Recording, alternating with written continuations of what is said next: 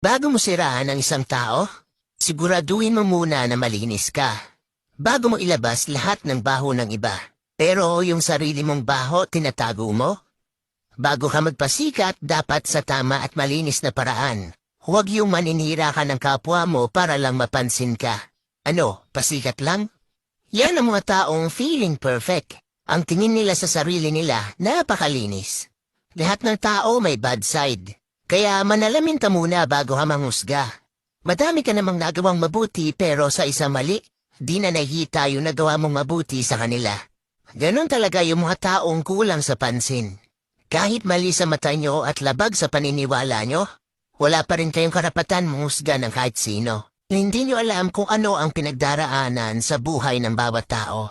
Lahat tayo ay nagkakamali. Bas hindi ka aya-ayang tignan ang mga taong nagmamalinis.